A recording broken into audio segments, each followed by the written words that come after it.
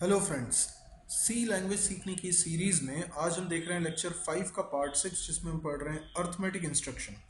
हमने arithmetic instruction क्या होती है ये समझा था और पिछले 5 पार्ट्स में हमने कुछ ऑपरेटर्स के बारे में भी पढ़ा था। ये हैं ऑपरेटर्स की कैटेगरी जो हमने पिछले लेक्चर्स में कवर करी थी, लेकिन इसमें से हम 3 कवर कर चुके हैं, unary operators, arithmetic operators and bitwise operators. आज हमको देखना है रिलेशनल ऑपरेटर्स। तो देखिए, रिलेशनल ऑपरेटर 6 होते हैं। सबसे पहले less than, greater than, less than equal to, greater than equal to, not equal to. Fine. मैंने 4 ऑपरेटर्स ऊपर लिखे जबकि 2 ऑपरेटर्स नीचे लिखे। तो आप देखिए कि जो 4 ऑपरेटर ऊपर लिखे हैं इनकी प्रायोरिटी नीचे लिखे दोनों ऑपरेटर से ज़्यादा है। इन चारों की प्रायोरिटी ज़्यादा है। तो किसी एक एक्सप्रेशन में अगर लेस देन भी लगा हुआ है, इक्वल टू भी लगा है, तो पहले आप लेस देन को सॉल्व करेंगे, फिर इक्वल टू को सॉल्व करेंगे। यदि एक ही एक्सप्रेशन में लेस देन भी लगा है और ग्रेटर देन भी लगा है, तो पहले जो लेफ्ट में आएगा उसे एग्जीक्यूट करेंगे। आइए इसको समझें, इसका कुछ एग्जांपल्स देखें, लेकिन उससे पहले कुछ रूल्स देखते हैं। पहला सिंपल रूल ये है कि रिलेशनल ऑपरेटर का रिजल्ट हमेशा या तो 0 आता है या 1 आता है, इसके अलावा और कुछ नहीं आता। ठीक है, तो अभी अपन कुछ प्रैक्टिस के क्वेश्चंस भी करेंगे, उसमें आप बताएंगे रिजल्ट, तो या तो 0 आएगा या 1 आएगा। दूसरी बात, हर नॉन ज़ीरो वैल्यू ट्रू मानी जाती है जबकि 0 को फॉल्स मानते हैं। कोई भी नॉन ज़ीरो नंबर जैसे 5 तो ये ट्रू है, -3 ये ट्रू है क्योंकि ये नॉन ज़ीरो है। 0 अकेले को फॉल्स मानते हैं। अच्छा, ट्रू मतलब 1 होता है और फॉल्स मतलब 0 होता है। ठीक है, इन कन्वेंशंस के साथ अब हम स्टार्ट करते हैं। एक एग्जाम्पल हम देखें। हम एक छोटा सा प्रोग्राम बना रहे हैं जिसके अंदर हमने एक वेरिएबल लिया है x, और x में मैं असाइन कर रहा हूँ 3 ग्रेटर देन 4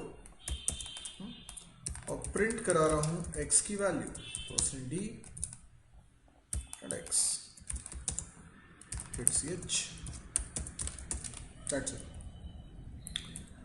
आपको ये बताना है कि इस प्रोग्राम का आउटपुट क्या आएगा। आप चाहें तो पॉज कर लें, सोचें, उसके बाद फिर रिजल्ट सुनें।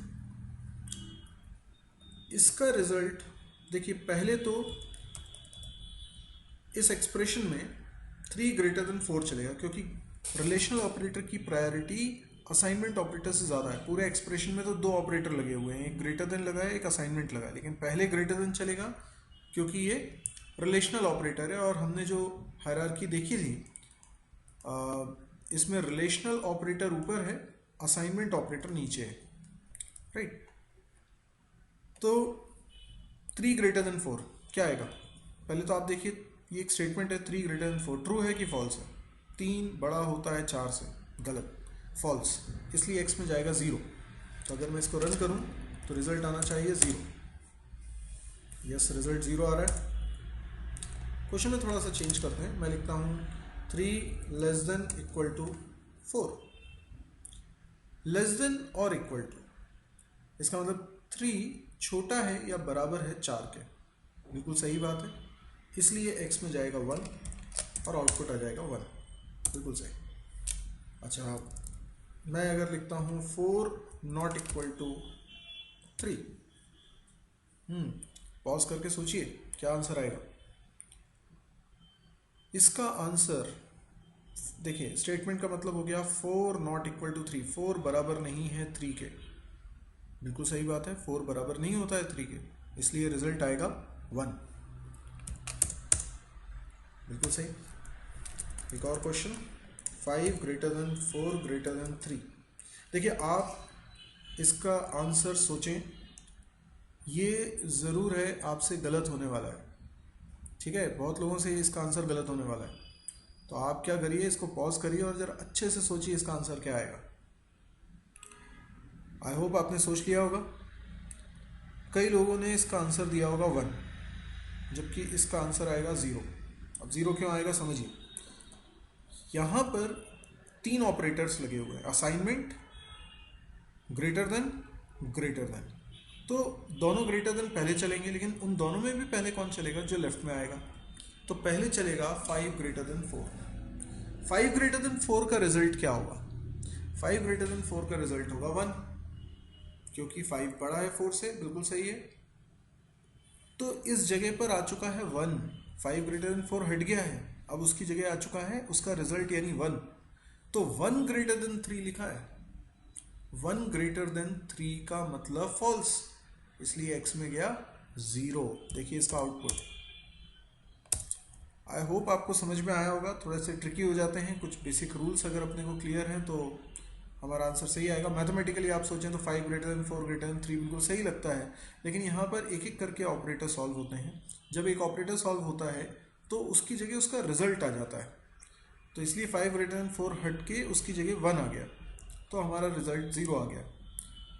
तो ये कुछ बेसिक सी बातें हैं। कई बार क्या होता है कि कैंपस में रिक्रूटमेंट प्रोसेस में रिटन एग्ज़ाम्स होते हैं, कंपनीज एंट्री लेवल एग्ज़ाम्स लेती हैं और उसमें इस तरह के ऑपरेटर बेस्ड क्वेश्चंस आते हैं। ऑपरेटर्स की रैंकिंग ठीक से नहीं पता होना, उनके बेसिक रूल्स नहीं पता होना, जैसे कि इसमें हमसे गलतियां हो जाती हैं, तो इनकी प्रैक्टिस की बहुत ज़रूरत है। आप इस तरह के काफ़ी सारे क्वेश्चंस प्रैक्टिस करिए और इसी के बाद हम अच्छी प्रोग्रामिंग की कल्पना कर सकते हैं। तो आई होप आपको रिलेशनल ऑपरेटर समझ में आए होंगे। हमारे अगले वीडियो में हम देखेंगे लॉजिकल ऑपरेटर्स के बारे में। फ़िलहाल रिलेशनल ऑपरेटर में इतना ही। यदि आपको कुछ क्वेरीज हों, यदि आपको लगता है कि कुछ आपके डाउट्स हैं जिनको आप क्लियर करना चाहते हैं, तो आप नीचे कमेंट्स में भी ये सब चीज़ें लिख सकते हैं। आप कमेंट्स में अगर अपने डाउट्स लिखते हैं तो मैं आपको उसका रिप्लाई ज़रूर करूँगा। यदि आपको वीडियो पसंद आया हो तो आप इसे लाइक करिए। यदि आपको लगता हो कि ये यूज़फुल है तो आप अपने दोस्तों के साथ शेयर करिए। आप अगर लगता है कि इस तरह के और वीडियोस देखना चाहते हैं तो आप इस चैनल को सब्सक्राइब भी करिए। Thank you.